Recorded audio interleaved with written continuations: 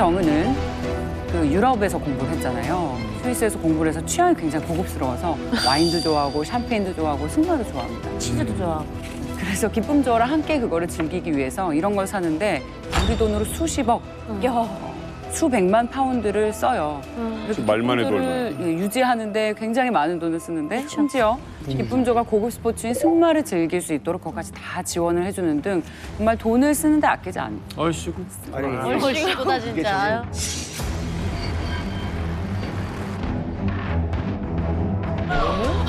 뭐 중국에서 비싼 거 다이아몬드 가토벨트나 같은 코르셋. 아니 그렇게 다이아몬드가 비싸요. 그러니까 맨날 그 기품조 들어가지고 뭐 그런가 보다라고 넘어가는데 이게 굉장히 창피한 일이에요. 가토민족으로. 이게 왜냐면 20세기, 21세기에 나라가 운영하는 관기 시스템이 있다는 거예요. 이게 그렇죠. 말이 안 되는 거예요. 그렇죠. 관에서 유지하는 기생 시스템이 있다는 게. 그렇죠.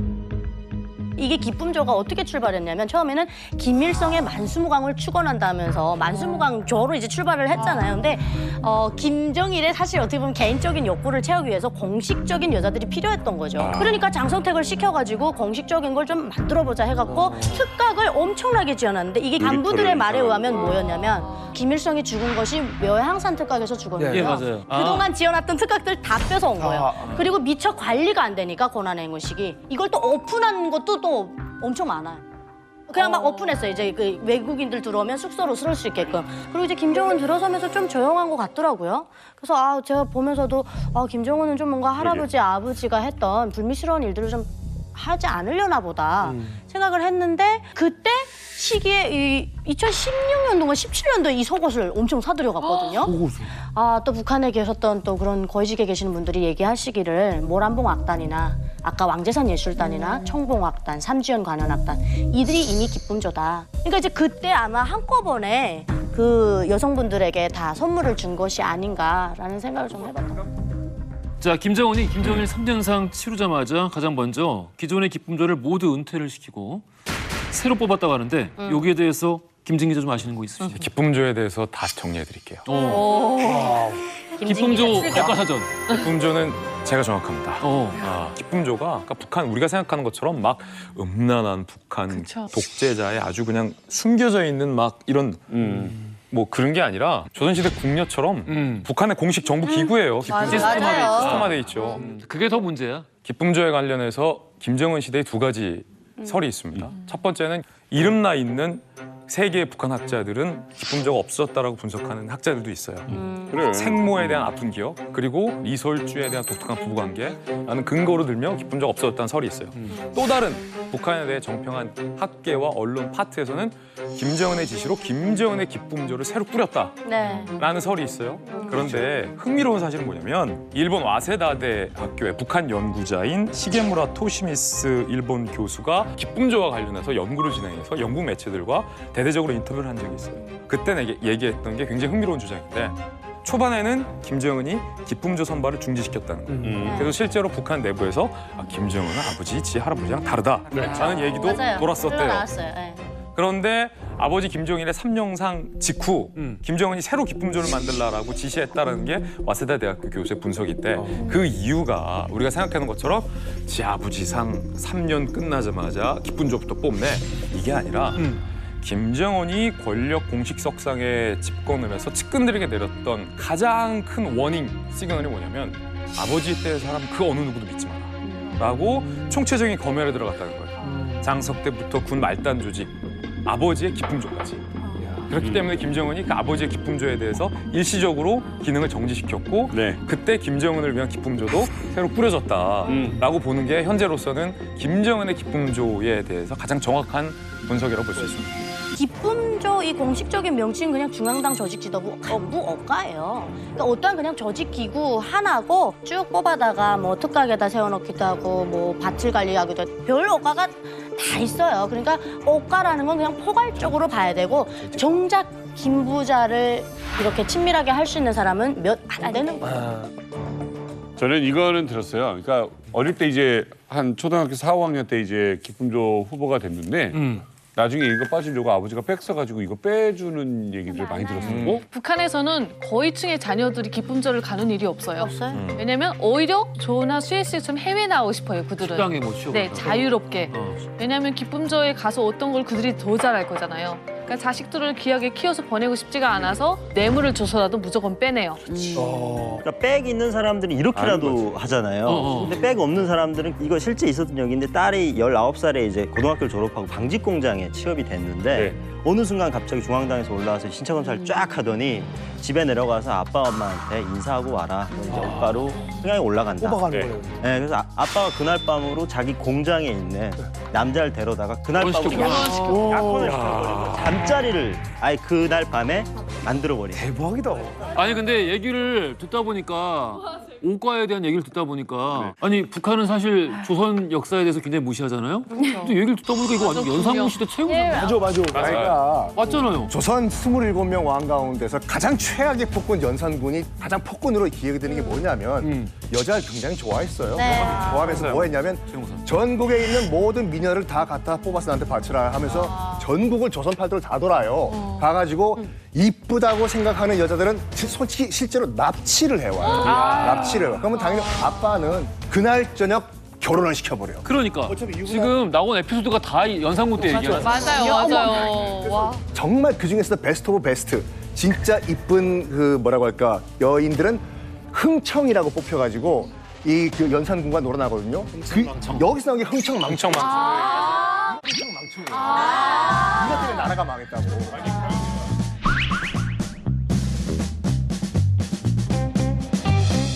우리 이만갑에서도 혹시 어렸을 때 이 옥가대상에 혹시 선발돼 보신 분이 있어요? 뽑혔던 경험이 있는데 일단은 군대를 가려고 병무청에 갔는데 그 지도원들이 혈안이 돼서 날뛰어요. 어떻게든 뽑아가려고. 그래서 뽑혀서 가긴 했는데 신체 검사만 한 8번을 한 것 같아요. 근데 신체 검사를 어떻게 하냐면 혈액형 뭐 다 이제 몸을 한번 훑고 이제 산부인과를 데려가는데 딱 들어가면 야, 너 남자랑 자본 적 있어? 라고 먼저 물어봐요. 되게 수치스럽잖아요. 그래서 한때 이제 한 8번을 제가 올라갔거든요. 정말 그때마다 너무 이 수치가 말만 들어도 치욕. 그러니까 검사가 아니고 예. 확인하려고? 예. 건강검진도 아니고 이게 궁녀 제도랑 똑같다니까. 그러니까 너무 그리고- 치욕스럽다. 이거 무슨 그 신체 검사장이 이렇게 쭉 길어요. 복도처럼 돼 있고 이제 이렇게 칸막이를 쳐서 무슨 실 이렇게 되어 있는데 거기 남자고 여자고 다 있어요. 의사 선생님들이. 저기서 저기까지 가야 되는데 옷을 내가 여기서 입고 저기 가서 떠먹고 하기 힘드니까 애들이 그냥 다 벗어요. 그리고 겉옷을 이렇게 여기 앞으로 이렇게 가리고 다녀요. 예, 그걸 또 보려고 나오는 그 간부들이 있어요. 키득키득거려요. 옆에서 쟤는 어떻다, 쟤는 어떻다 이렇게 말을 해요. 다 들려요. 얼마나 치욕스러운지 저는. 파티, 김정일이 파티, 김정일이 알산들끼리 모를 때는 추잡한 행위까지 파티 도중에 정전을 탁 시키고서 좀 마음 드는 사람끼리 뽀뽀하고 또 같이 키스도 하고 뭐 옷도 벗기고 뭐 하여튼 별짓을 다 했다. 진짜 변태나지. 거긴 그 최대의 영광으로 생각하니까 몸과 마음뿐이나 성까지도 그거는 최대의 영광으로 생각해요. 그야말로. 이런 기쁨조가 생겨나면서 이렇게 북한의 문화나 성문화가 시작이 됐다고 보시나요? 그렇죠. 원래는 안 그랬습니다. 김일성 자체가 조선민주인민하고 헌법 자체를 그렇게 엄격하게 만들었으니까. 그야말로 뭐 간부들도 실수로 해서 여자 잘못 건드렸다 들키게 되면 그냥 해임, 철직, 법적 감옥에도 가고 그렇게 아주 엄격했댔습니다. 그렇게 되면 큰일 나지. 저 때는 그랬을 것 같아요. 이제 아들은 이제 다르죠. 그렇죠. 북한은 그 통제 시스템 자체를 김정일이 말 한마디 없애버렸습니다. 진짜 성문화가 아주 난잡했지. 아마 한국 어머니가 한국에 오히려 그 성문화가 북한보다 더 엄격해 한 느낌을 들었는데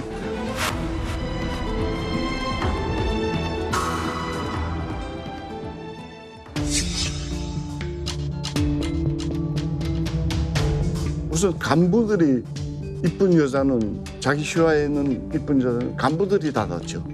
그렇게 되면 전 사회가 법적으로도 통제를 전혀 여성은 어릴 때부터 성적 놀이를 하면서 그걸 자랑스럽게 막 오픈도 시키면서 하여튼 성문화가 내가 있을 때가 제일 물러냈어요.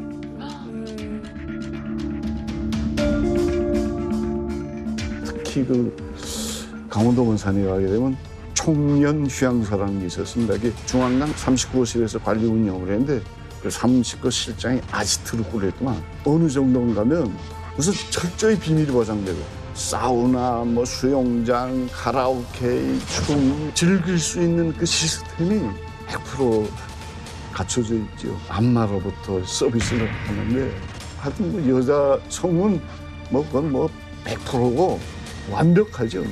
별장 성급대, 별장 성급대.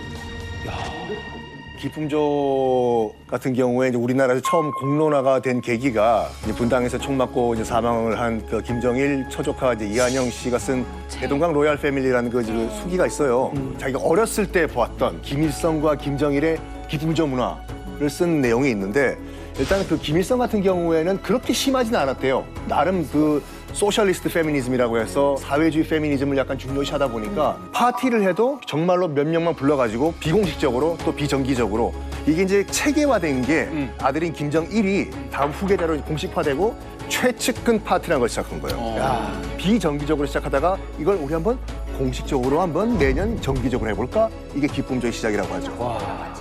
정치적으로 이용한 거라고 봐도 되겠네요. 그렇죠. 말씀하셨듯이 이걸 가지고 김정일은 파티 정치를 했다. 그렇게 얘기를 할 수 있어요. 그러네. 이 와중에 파티 엄청 좋아했거든요. 파티 피플, 파티 애니멀이었어요. 그러니까 간부들 모아놓고 파티를 하는데 여기에 기품조는 당연히 동원이 되겠죠. 그런데 간부들 보는 눈에는 얼마나 멋있고 이게 부러운지 아, 나도 저렇게 하고 싶다. 여성들을 데리고 저렇게 노는구나. 여자들과 어떻게 놀고 파티 정치를 어떻게 하는지 본보기를 보여준 거예요. 근데 이 사람이 또 플렉스도 잘해서 아, 내가 간부들이 여자 문제 간섭 안 할 테니까 너희들도 신나게 즐기고 싶으면 즐겨라. 파티가 있는 그 자리에서. 이 간부들이 어떻게 놀았는지 이걸 구체적으로 묘사한 책이 있습니다. 저희 이만갑에도 자주 출연하시는 고영환 선생님의 책 평양 25시. 네. 이 책을 보면 아주 너무 적나라하게 나와 있어서 제가 좀 일부만 소개를 해드린다면 예. 내가 오늘 그만 마시고 나는 들어갈 테니까 용기 있는 사람은 아가씨들을 정복해보라. 이 말이 끝나기가 무섭게 난장판이 됐더라고요. 서로 껴안고 뒹굴고 엉망진창 완전히 아수라장이에요. 그래요. 근데 이걸 또 간부들은 상당히 즐겼다고 합니다. 그걸 정치에 이용했고요, 김정일. 그 김정일 파티는 굉장히 유명한데요. 그 자기 측근들을 불러가지고 기품조들 데려가가지고선 이렇게 야한 옷을 입혀놓고 기마 싸움을 시켜요. 김정일이 이렇게 쳐다보고 있는데 야 뭐가지 따라 막 이렇게 막 하는데 그게 이제 좀 재밌었나 봐요. 극도로 이제 막 흥이 올라가니까 우통까지 벗어 던졌다 이런 얘기를 하는데 이런 파티를 보름을 연속했대요. 그래서 끝나고 나니까 모든 동원됐던 용품들을 다 갖다가 그 자리에서 소각을 해버려요. 80층 살림집을 비롯한 다양한 형식의 고층, 초고층 살림집들.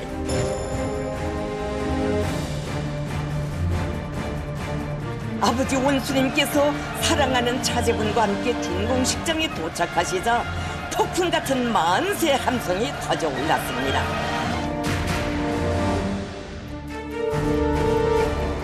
애를 어른같이 해놓고. 어머. 하이힐까지.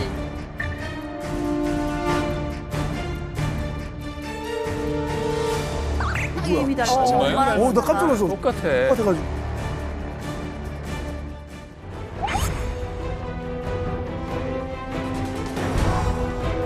한국식 시술은 절대 안 입지 돼요. 못하게 하는데.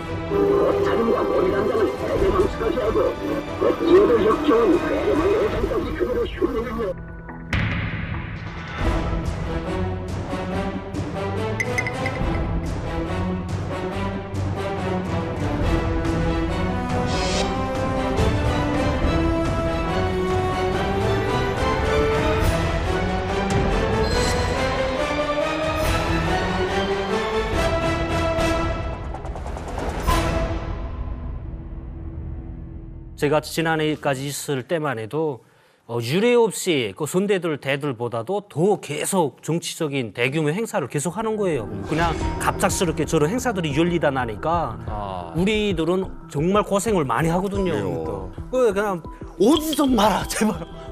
필요 없어. 입당 필요 없어. 오지 마라. 이렇게 돌격대들 이렇게 이자같이 전위거리 이런 거 행사할 때에는 그거 줄 절도 북한은 항상 이 절도 조직 규모 이런 거를 세계에 과시해야지 뭐 마치 이렇게 단합된 것처럼 보인다 이런 느낌이 있거든요. 전위거리 준공식은 북한 정권이 청년들이라든지 심지어 또 대학생, 군인들을 동원해가지고 지은 그러한 건물로 이렇게 알고 있습니다. 이건 단기간 내에 지어진 것이고 북한 정권이 주민들에게 보여주기식의 건설 사업의 일환으로 보입니다. 아마 어느 지역에 아파트가 몇 채 지어졌다고 국가적인 차원에서 이렇게 대대적으로 선전을 하는 나라는 이 세상에 드물 것이다 이런 생각을 합니다. 그래서 우리가 이러한 북한 정권의 아파트 건설을 과시하는 이런 선전을 보면서 북한 주민들의 생활의 어떤 어려움 이런 것들을 놓쳐서는 안 되겠다 이런 생각을 하게 됩니다. 청년 세대들이 자발적으로 건설에 지원을 해서 1년 만에 전위거리를 준공했다. 그 자리에 미래 세대를 상징할 수 있는 주회를 대동하면서 시수루에 등장시킨 거죠. 수루까지. 아니 어떻게 보면 북한의 이제 TV에 나오는 청바지조차도 모자이크 처리할 정도로 이제 통제가 좀 심한데 아니 혼자 저런 옷을 입고 또 주애가 저런 옷을 입고 나오는데 북한 주민들은 어떻게 입고? 그러니까 만 11살짜리가 저렇게 어른 흉내를 내는 게 상당히 좀 약간 그 인지 부조화라고 해야 되나? 좀 제가 보기엔 좀 불쾌한 골짜기 같은 느낌이었어요, 저게. 북한에서 지금 그 김주의 나이 또래 애들은 때 자들자들해가지고 굶으면서 있을 텐데. 엄청 전투 나가고. 옷도 뭐 저런 옷을 언제 구경이나 해보겠어요? 그냥 추우니까 껴입고 그냥 어디서 주워서 입고 그럴 텐데 저희 나랑 나이 같은 쟤는 백두혈통이란 이유로 저렇게 잘 먹고 잘 사는구나 뭐 이런 생각에 진짜 반발심이 많이 들 것 같거든요. 맞아요. 우리 유일하게 지금 시스루 입고 오셨는데. 너무 수루야, 너무 수루야. 아 진짜. 저희가 북한에 있을 때 시스루 같은 옷이 국경으로 넘어왔어요. 이제 우리 현경 씨 아버님처럼 밀수하시는 분들이 많이 혁명적으로 가져다 주셨는데 문제는 이걸 입고 나갔던 적이 한 번 있었어요. 우리 친구 중에. 그래서 선생님이 와가지고 가위로 다 잘랐거든요. 아니 치마가 좀 긴 치마였는데 어느 정도까지는 까맣고 그 밑에가 시스루였는데 이걸 이제 가위로 막 해가지고 그걸 들고 나와가지고 얘를 단두대 무대에다 세워놓고 혁명적인 비판을 세우는 거예요. 그러면서 이게 어떻게 사회주의 양식에 맞는 옷인가? 동무는 도대체 어디에서 이런 영감을 받아서 이딴 옷을 입고 나왔나? 이건 분명히 봐도 불순록하면서 나왔다. 이렇게 해서 막 대대적으로 비판했어요. 그러면 저 지도자 딸이 저렇게 입고 나오면 그때 잘렸던 애는 지금 거기 살고 있는데 이거 뭐야? 안에 속이 비친다는 자체는 진짜 사회주의 생활 양식에 맞지 않는다고 뺏기는 거 둘째치고 가위로 자르고 치마도 무릎팍 밑에서 10cm 정도 내려와야 돼요. 머리도 주위가 얼마나 길어요. 북한에는 아이들 규정 머리가 있어요. 음악 하는 애들은 조금 머리를 멜 수 있는데 이렇게 풀러서 무슨 막 이게 마귀처럼 그렇게 못한단 말이에요. 지금 주애가 했네. 예, 그 주혜가 그렇게 했고 만약에 주혜가 내가 평상시에 저런 머리 했다면 벌써 뒤에 와서 가위로 잘라버렸어요. 예.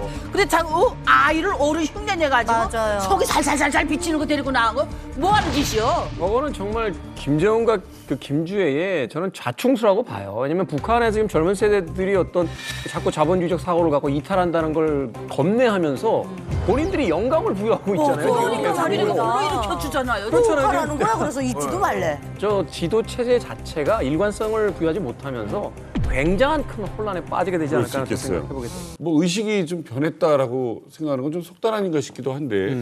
제 생각에는 저거는 다 연기라고 생각해요. 연기라? 완전 연기. 저게 짜인 각본이 항상 있거든요. 장군님 오실 때쯤에 촬영할 때 이렇게 이왕이면은 좀 눈물 좀 흘려볼 만한 사람들을 앞줄에 이렇게 세워놓고 감정이 풍부한 사람들. 감정 기복 세레들아. 패대한 김정은이한테 감동을 줘야 우리한테 평가가 들어온다. 이런 연기자들을 느낌이거든요. 연기자네. 그래서 좀 열성이 있어 보이는 그런 친구들을 앞세워놓고 하는데 이 친구들이 진짜 눈물을 흘리는 거예요. 그래서 내가 그 눈물 흘린 친구한테 드라마를 보는 것 같다. 야, 어떻게 눈물이 다 그렇게 나오더냐 하면서 내가 칭찬하는 척으로 얘기하면 너무 서러워서 울었다는 거예요. 서러워서.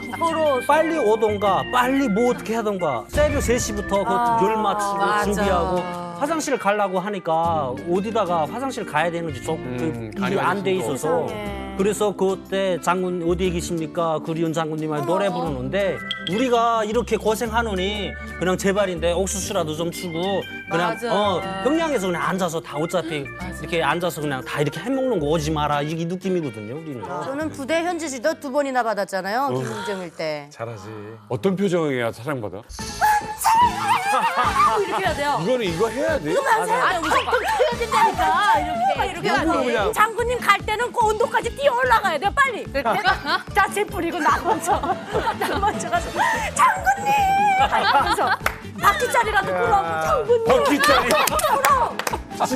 만약에 거기 보이지도 않는 앞에 있어 바퀴짜리. 장군님 이 험한 곳에 오셨으니까. 연극이 이렇게 해야 되는 거예요. 그래야 이 땅에.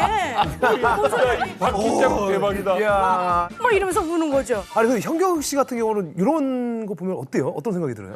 근데 저 다 겪었던 일이라서 진짜? 북한에 있을 당시에는 나도 장군님 한 번만 약간 우리 함께 와줬으면 그렇지, 좋겠다 그만. 이런 생각이 있었거든요. 어릴 때. 약간 어떤 사람일까 좀 하도 신격화를 당한 그런 세뇌 교육을 시키니까 너무 그때 당시에 저한테 있어서 너무 약간 유일무이한 그런 존재였던 거죠. 그렇죠. 그런데 전위 거리에서 막 지금 윤아 씨나 아니면 형님이 하셨던 것처럼 막 열광을 했잖아요. 그런데 저 사람들이 실제로는 장군님 속으로는 김정은이 무슨 또 집권을 해. 장군님 김주혜 같은 소리 하고 앉아있네. 싫다는 거지. 나는 마음이에요. 이중적인 생각을 하고 있다는 게 이 인식조사 결과 나온 그러네. 거잖아요. 맞네. 아무래도 먹고 사는 문제, 의식주 문제가 이 MZ세대들이 김정은을 향한 충성심을 바닥으로 만드는 요인이 아닐까. 이거 식량 배급 문제 이거 심각한 거 아니에요? 그 보고서 안에 내용을 보게 되면은 그 식량 배급을 받아본 적 있는 주민의 수가 해를 거듭할수록 줄어드는 걸 볼 수가 있거든요. 2000년대 이전에 식량 배급을 받은 경험이 없다라고 답한 탈북민이 62.2%였습니다. 배급을 못 받죠. 전인데. 그런데 최근에 김정은 집권 이후에는 그게 이제 72.2%가 됐거든요. 그러니까 10% 정도가 더 늘어났다라는 거고 쉽게 말하면 북한에서 배급 시스템이 작동이 점점 어려워지고 있다는 걸 볼 수가 있는 거고 이건 유의미한 데이터인 게 다른 한편으로는 그래도 먹고 살아야 되잖아요. 그 북한 체제 내 자본주의적 섹터가 커지고 있다는 거예요. 네네. 문제는 뭐냐 여기가 커지잖아요. 이만큼 저 충성심을 줄어든다는 아 그렇죠. 제일 중요한 게 뭔지 아십니까? 배고픈 거예요. 맞아요. 그러니까 솔직히 말해서 소련이 핵무기가 없어서 붕괴가 된 게 아니라 빵이 없어서 붕괴된 거고 일단은 뭐 내가 먹고 살아야 되기 때문에 일단은 장마당을 펼쳐요. 그리고 이제 내가 뭔가 물건을 팔기 시작해요. 원시적인 이제 그 시장 경제가 이제 자리를 잡겠죠. 그러면 당연히 이제 북한 주민들 구성원들 가운데서 사경제에 종사하시는 분들과 일반 국영 경제에 종사하시는 분들의 퍼센테이지를 보면 되거든요. 국영 경제에 활동했던 비율이 23.5%, 그리고 그런 반면에 사경제에 활동하신 분들의 비율이 37% 역전이 됐습니다. 맞네.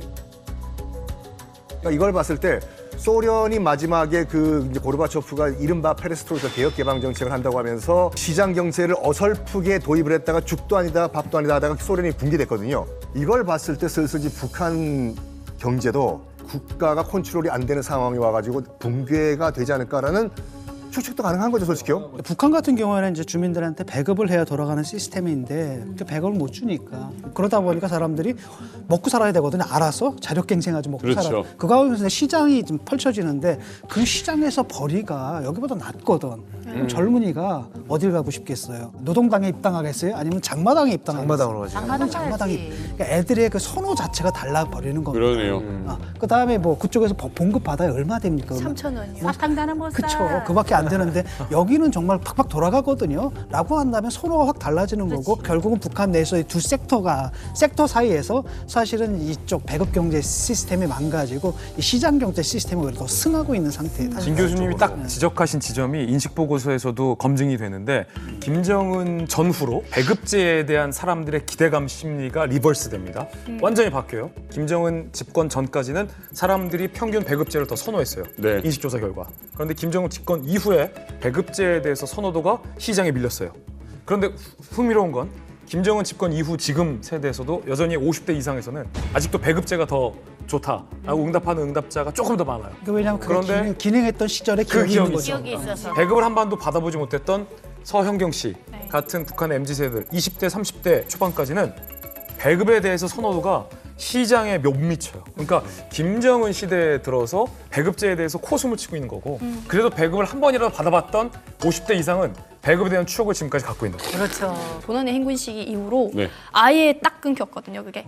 그래서 저희 아빠는 뭐 배급 이런 걸 뭐 경험을 못 해봤대요. 그래서 뭐 저희 아빠가 그 대학생 때 의사가 되려고 공부를 엄청 열심히 해서 뭐 시험을 2번 봤는데 뭐 2번 다 떨어지고 나서 이것은 나의 길이 아니다. 딱 접어두고 이제 그때부터 밀수를 시작하신 거거든요. 그러니까 뭐 차라리 그 입당 3,000원, 월급 3,000원 받는 것보다 그치. 밀수고 위험 수당이 있더라도 그게 훨씬 낫거든요. 그렇죠. 식구들이 먹고 살기에는. 그러니까 사경제가 좀 더. 네. 북한에 있었던 전 영국 대사 존 에버레드가 김정은에게 위협이 될 만한 걸 2가지로 꼽았어요. 첫 번째는 핵무기. 북한에게 이득이 될 것 같지만 역설적이게도 핵무기를 쓰는 순간 북한은 이제 폭망하게 될 수 있죠. 2번째가 바로 이 장마당 세대의 반란이었습니다. 근데 김정은 스스로도 이런 문제 인식이 있어요. 공개석상에서 김정은 이렇게 얘기한 적이 있었는데 2022년 10월에 노동당 간부학교에서 김정은이 연설을 합니다.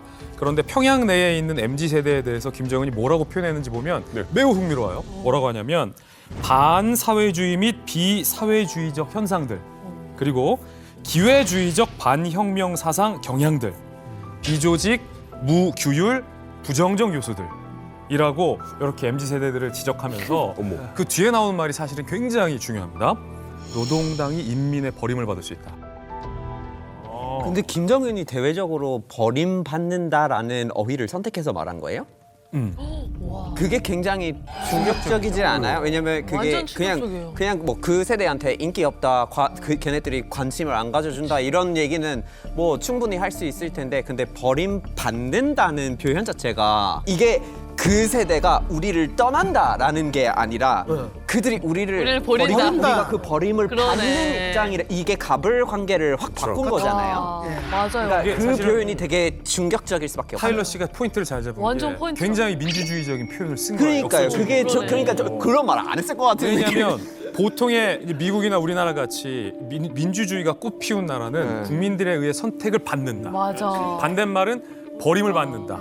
근데 사회주의 국가는 선택을 받는 게 아니거든요. 그렇죠. 우리가 이들을 선택한 거고 우리가 이들을 위해 군림하는 건데 버림을 받는다라는 표현을 쓴 거는 김정은의 머릿속에 사실은 민주주의의 개념, 사회주의의 개념 이런 것들이 명확한데도 불구하고 현실을 인식한 거죠.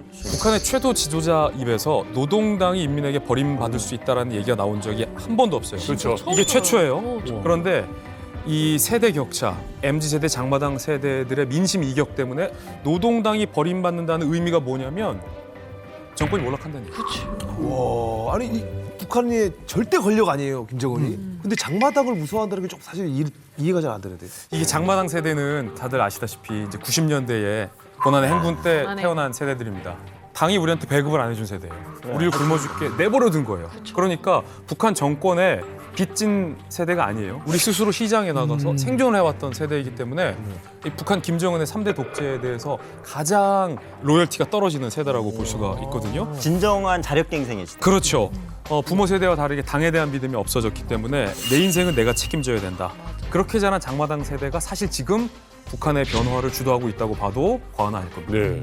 북한의 MZ세대, 장마당 세대. 김정은이 아무리 지져봐라 나는 내 갈 길 가겠다라는 게 장마당 세대 같습니다. 자, 그러자 김정은이 이제는 도저히 안 되겠다. 휘어잡아 보자라는 생각을 하면서 강력하게 처벌할 수 있는 법을 만들었다고 합니다. 맞습니다. 기자들은 한류 3법이라고 부릅니다. 그 시작은 반동문화 배격법입니다. 나만 드라마 못 보게 하는 거예요. 그다음에 또 후속타 법안이 발표돼요. 그다음에 이거의 최종 종착점이 저는 진짜 꼰대 3법이라고 표현하고 싶은데 평양 문화보호법을 올해 1월에 북한이 최고인민회의에서 제정을 했습니다.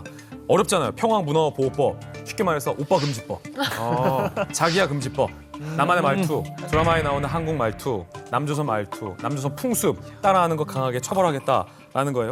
이게 여기서 드라마 봤다고 총살했다 등의 보도가 나오는 게 바로 이 법안에 걸려서 있는데 법안 단속 초기라 매우 엄하게 단속을 하는데 남선노원의 75법을 주거리 기업체에 인정하여 시청하는 범죄행위를 감행하다 처벌되었습니다. 마땅히 이 죄에 대한 책임을 지하되 따라서 수사. 이 장마당 세대들이 안 들어요. 말 되게 안 들어요. 이거. 그러니까 김정은이 정말로 마지막 벼랑 끝 선택으로 가는 것 같아요. 강력한 처벌. 근데 문화의 역사에서 아무리 옥죄고 간섭하고 탄압할수록 문화는 더 번지거든요. 저는 그래서 이 한류 3법, 꼰대 3법의 결과가 어떻게 날지 너무 개인적으로 생각합니다. 아, 이 북한에도 이제 새로운 세대 등장이 좀 기대가 되겠는데요. 장마당 세대가 아무래도 이제 북한에서 포섭하기가 힘든 세대거든요. 그러니까 어떤 탈북 청년을 봤는데 그 청년이 얘기하기를 돌격대 입대를 딱 했는데 탄광으로 딱 들여보내더래요. 근데 거기서 탄광 입구를 딱 보는 순간에 나 여기서 살 수 없다 싶어가지고 바로 탈북을 했다 그러거든요.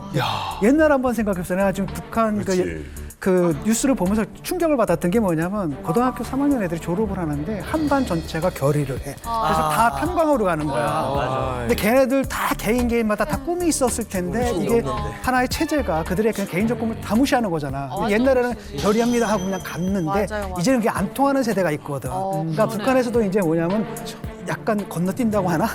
이 세대 말고 근데 더 큰 문제는 이제 다음 세대 어린애들이죠. 그러니까 특히 어린이 세대부터 이제 이른바 알파 세대라 그러나 MZ 다음 세대를 포섭하기 위해서 지금 그 북한 정권에서 굉장히 관심을 많은 그 노력을 하고 있다고 합니다. 아니 MZ 세대도 따라가기가 쉽지 않은데 지금 알파 세대까지 지금 그렇죠. 알파 세대가 뭐예요? 통제가 될까? 이제 Z까지 갔잖아요. 네, 알파벳 더 없어요. 돌아서. 그러면 그리스 문자에 들어가는 거죠. 알파. 그다음에 이제 그리고 코로나 할 때 알파, 베타, 델타 이런 거 있었잖아요. 네, 그런 거 이제 들어간다라는 얘기고. 그래서 그게 언제부터 시작되냐면 그러니까 Gen Z가 끝나는 거는 2012년도이니까 딱 스마트폰 보급률이 점점 올라가기 시작할 때부터 그 이제 알파 세대가 생긴다 이렇게 얘기를 하더라고요. 그래서 스마트 기기를 어느 정도 만지면서 자란 세대. 맞다. 그러니까 아이들이 다르잖아요. 그러니까 애들이 비디오 테이프를 계속 뿡뿡이를 보던 큰 애가 있었는데 둘째는 이 탭을 통해서 자기가 3살 넘기면서 보는 거예요. 보고 싶은 걸 보는 완전히 바뀌었네. 완전 다르네. 완전 다르죠. 김정은 같은 경우에 북한의 이른바 가능성 있는 알파 세대를 잡기 위해서 몸부림치는 시도는 있었어요. 소년 대표 회의가 있었는데 한 5천 명 이상의 아이들이 모였어요. 얘네들의 마음을 잡기 위해서 뭘 돌렸냐? 한번 화면 보시죠.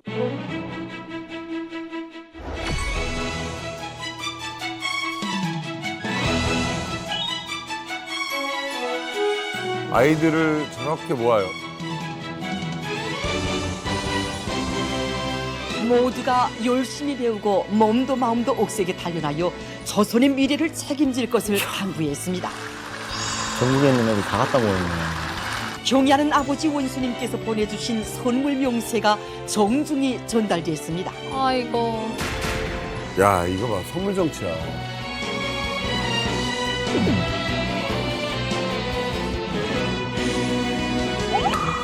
어머. 일본 샀어. 손목시계.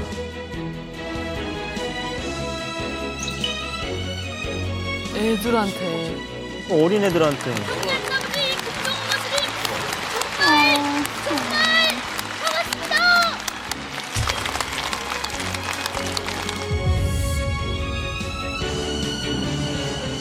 근데 저게 정말 뭐 아니면 도운 것 같아요.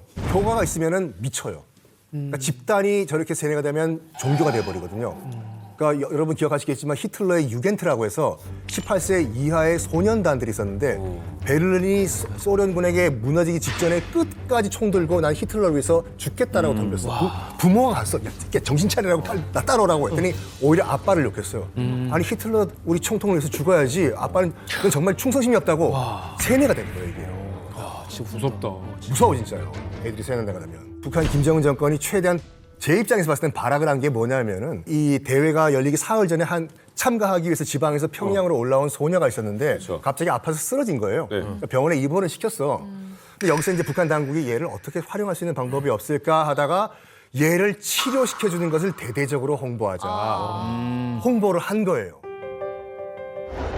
하루에도 몇 차례씩 협의회가 조직돼서 일심이를 하루빨리 완쾌시키기 위한 구체적인 치료안들이 세워졌으며 낮과 밤이 따로 없는 뜨거운 정성의 손길이 일심이의 곁에 감돌았습니다.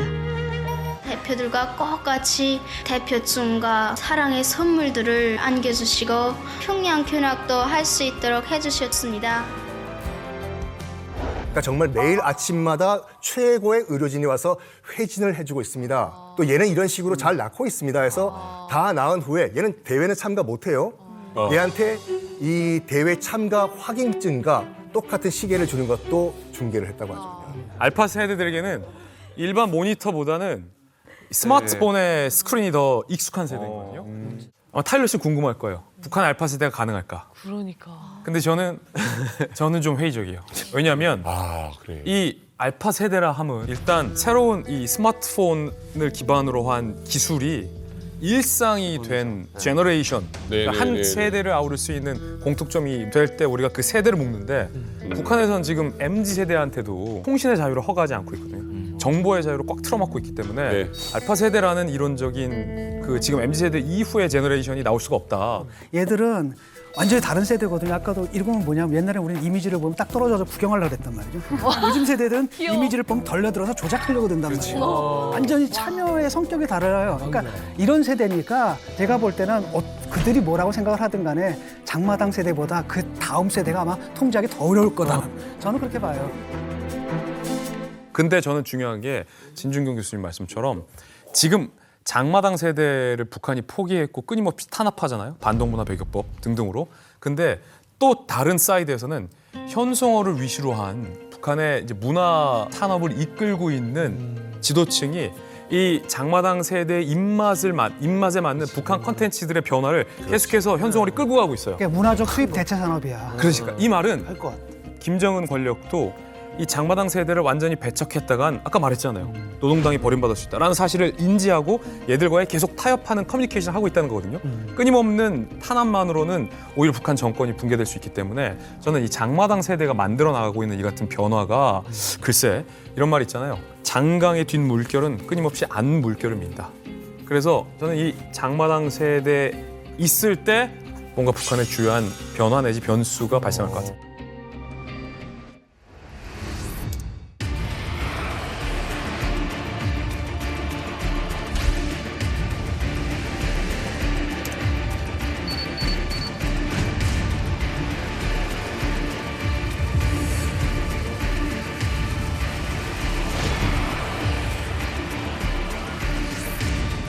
주재 북한 대사관이 엿새 전 괴한의 습격을 받았던 사실이 뒤늦게 알려졌습니다.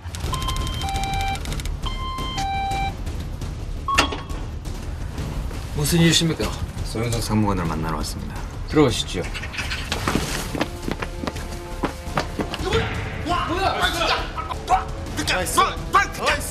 누구야?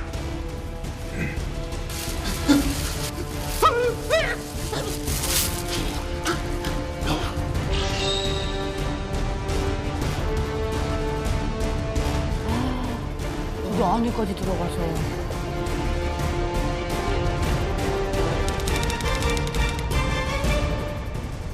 자유조선을 위한 선언문, 자유조선의 건립을 선언한다. 이 정부가 북조선 인민을 대표하는 단일하고 정당한 조직임을 선언한다. 조선은 자유로워야 하고 자유롭게 될 것이다. 일어나라, 일어나라. 노예가 되기 싫은 사람들아. 네, 깜짝 놀랄 일이었어요. 한겨울에. 성 변조도 안 하고. 네.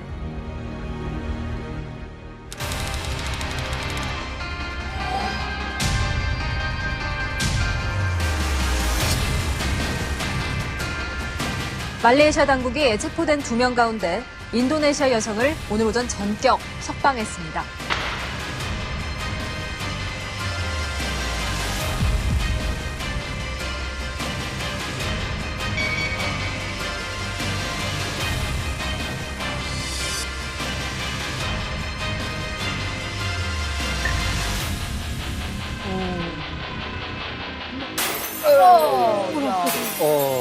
이게 충격이었죠.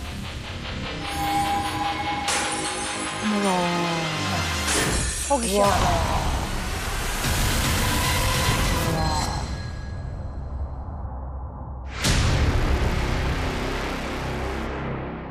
이야, 김정은은 보고 좀 떨었겠는데? 자유조선은 해외에 기반을 하고 있는 반김정은 활동 조직인데 처음으로 어떻게 보면 구체적인 행동에 나서고 그거를 국제적인 충격을 좀 안겨준 이런 조직이라는 것 때문에 좀 관심을 받았고 우리가 조금 전에 본 세조선의 어떻게 좀 뿌리 조직이라고 볼 수 있고요.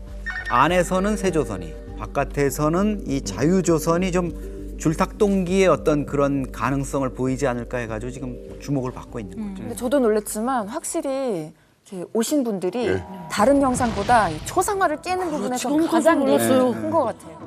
아직도 놀래요? 아니 왜냐면 불이 나도 끌어안고 나와야 되는 게 초상화인데 그걸 좀 까잖아요 바닥에다. 2019년에 제가 쿠웨이트에 있을 때 영상이 이렇게 그렇죠. 나왔거든요. 유튜브에. 그걸 본 날 잠을 못 잤습니다. 그러니까. 심장이 밖으로 나와서 그냥 지금도 팔랑팔랑거리는데. 그래요 벌렁벌렁. 와.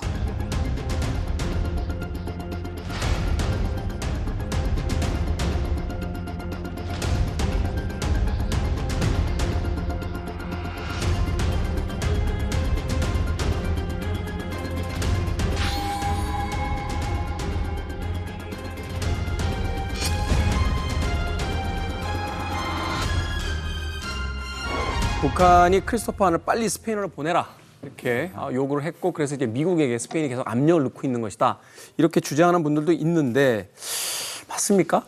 근데 김정은 입장에서는 이제 나쁜 놈이잖아요. 자기 입장에서는 자기 정권 뺏겠다고 그러고 새 정부 세우겠다고 그러고. 근데 고맙게도 또 국제사회는 이름까지 다 공개가 됐잖아요. 그러니까 당연히 김정은 입장에서는 어떤 방법을 쓰더라도 죽이고 싶겠죠. 아마 찍혔을 것 같아요. 김정은에게 찍힌 건 이미 전에 찍혔다고 봅니다. 왜냐하면 자유조선이 그 세계를 떠들썩했던 그런 첫 번째 사건은 따로 있거든요. 김종남이 암살된 직후에 그의 아들 김한솔이 이제 뭐 북한으로부터 암살 위협을 당하고 있다고 하면서 이제 SOS를 날리거든요. 그때 자유조선이 김한솔을 구출해냅니다.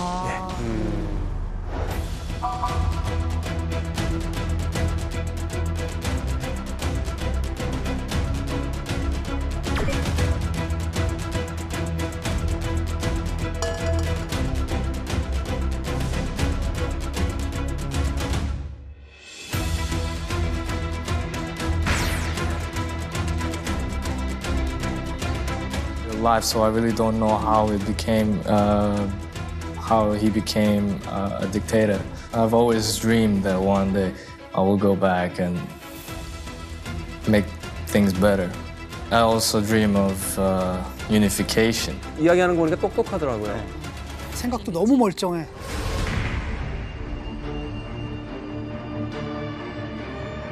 아, 충격이야, 충격. 남의 나라 공항에서.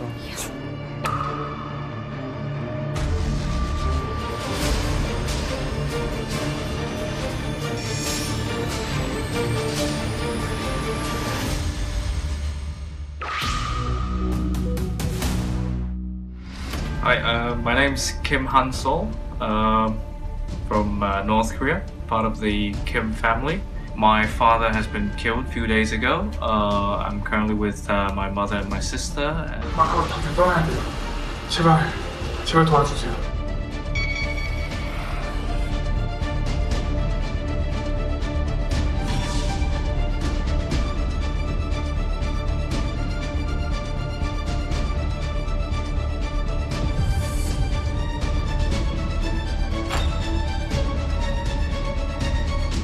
평양은 정말 그 4-5명당 한 골로, 한 명골로 보유 뿌락지가 있거든요. 예, 그렇기 때문에 평양에서는 아마 이런 일이 일어나는 것은 조금 불가능하다고 보아집니다. 아마도 이제 중앙에서부터 멀리 떨어진 이 지방에서는 이럴 가능성이 충분히 있어요. 그리고 제가 생각하는 건 이렇게 지방의 전 조직과 같은 그런 자그마한 조직임에도 불구하고 북한 당국이 예민하게 반응한다는 그 자체가 아마 그만큼 북한 전역에 이런 비밀 결사 조직들이 좀 퍼져 있을 가능성이 좀 있다고 봅니다. 실제로 이제 제가 학교 다닐 때도 그 벽에다가 타도, 뭐 김일성 타도 이거는 정말 목숨 내걸고 하는 거고 타도도 못 쓰고 트드를 썼던 적이 있어요. 근데 이 트드가 의미하는 건 북한 사람들이라면 너무나도 잘 알잖아요. 진짜? 김일성이 14살 때 1926년 10월 17일 날 타도 제국주의 동맹을 결성했다. 이렇게 가르친단 말이에요, 우리한테. 그래서 일본 제국주의를 때려부시기 위한 타도 제국주의 동맹을 만들었는데 그때 그렇게 트드 이런 것들은요. 사실상 야, 그 트드면 좋은 의미로 수령님의 그런 걸 쓴 거 아니야 라고 하시겠지만 그런 것들이 벽에 막 이렇게 피자국으로 써져 있다던가 변속관에 써져 있다거나 이런 거는 누가 봐도 이 김씨 일가를 타도하자. 그러니까 그래서 그때 학생들 싹 다 불러놓고 타도를 쓰라는 거예요 이제부터. 그래서 뭘 쓰라냐면 타도 쓰고 투두를 쓰고 김일성 타도까지 써버려요. 필적을 잡아내겠다고. 그러니까 난리가 난 거죠. 쓰다가 연습하겠다. 그래서 다 쓰라는 거예요. 그러니까 애들이 죄 지은 것도 없는데 떨죠. 써보는 거예요. 말을 그러니까 막 그걸 무섭지. 다 써보라 하고 그러죠. 또 이런 일이 생기게 되면 서로 의심하는 사람들도 써내려 그래요. 그러면 알지도 못하는 것도 다 준비해갖고 계속 끌려다니고 맞아요. 사상투쟁하고 맞아요. 안 그랬던 사람들이 다 이제 범인이 돼서 나오는 거죠. 잡히는 거죠. 불만이 오히려 더 생기게 돼요. 예. 제가 살고 있을 때 당시 이렇게 실질적으로 비밀 운동을 하는 사람들은 명칭 자체도 공개가 안 되거든요. 그러니까 실질적으로 이 지역에서 가장 악명 높은 권력자들, 주민들을 엄청 보살게 굴고 착취를 강하게 하고 위로는 엄청 칭찬을 받는 그런 사람들을 찾아다니면서 이렇게 암살도 하고 그리고 변사또 막 이런 사람들 같은 나쁜 예, 사람들 그렇죠. 찾아서 암살을 하고 또 뭐 집에 뭐 방화를 저지르고 예, 이런 일을 흔히 했거든요. 있다고 그런 일이? 있어요.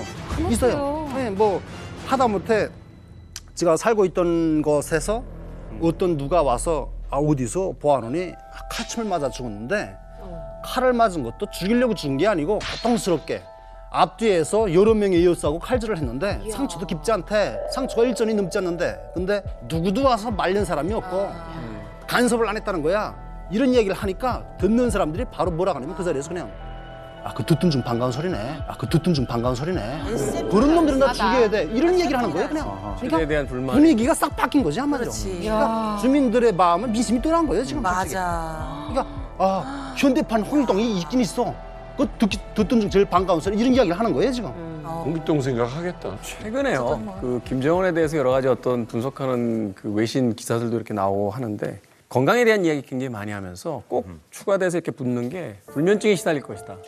잠을 거의 못 자는 것 같다. 이런 이야기들이 계속 나오거든요. 앞서 얘기했던 뭐 북한 내부에서의 여러 가지 어떤 변화들이 지금 이제 생기고 있잖아요. 김정은 입장에서는 지금 거의 지금 몰리는 듯한 참 굉장한 어떤 불안 속에서 지금 시간을 보내고 있을 것 같다는 생각이 드는데 이대로 놔두면 김정은은 이렇게 생각할지도 모르겠어요. 야, 까딱하면 오기 나라는 것뿐만 아니라 리설주, 주해까지 인민들에게 끌려가는 거 아닐까? 체제가 붕괴되는 거 아닐까라는 불안감을 김정은은 가질 수도 있을 것 같아요. 작년 7월 전승정 기념 열병식이 열렸는데 김정은이 거기에 뭔가의 해법을 찾은 것 같은 영상들이 포착됐거든요.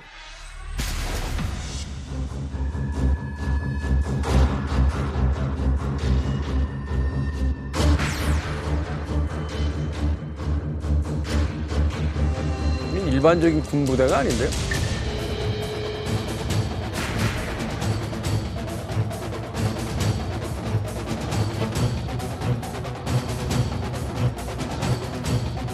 군견까지. 가지가지 한다. 이에 일심단결을 해치려는 온갖 계급적 원수들의 악랄한 준동을 평의 붉은 칼로 무자비하게 쳐갈길 소저의 의지 서리뻘치는 데요. 이야, 쇼단체 같다, 쇼단체 진짜.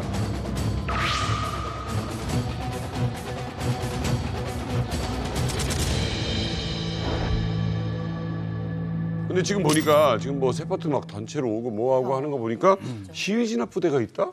그러니까 이건 군으로 보면 안 돼요. 이건 시위 진압용 특수부대 혹은 특수경찰의 목적으로 김정은이 확대 개편한 조직으로 봐야 될 것 같아요. 왜냐하면 그 이전까지만 하더라도 사회안전성 종대 중에 일부로만 등장했고 군견 몇 마리 데리고 존재감 없이 열병식 했었거든요. 그런데 이번 열병식에서는 앞에 방패를 들었고 헬멧을 들었고 인원도 커졌고 군견도 더 싸나운 맹기원들이 더 많아졌죠. 이름도 따로 소개됐어요. 사회안전군 무장기동부대 종대. 그러니까 이름에서도 이거 시위 진압용 부대로 보인다. 라는 해석이 가능한 거죠.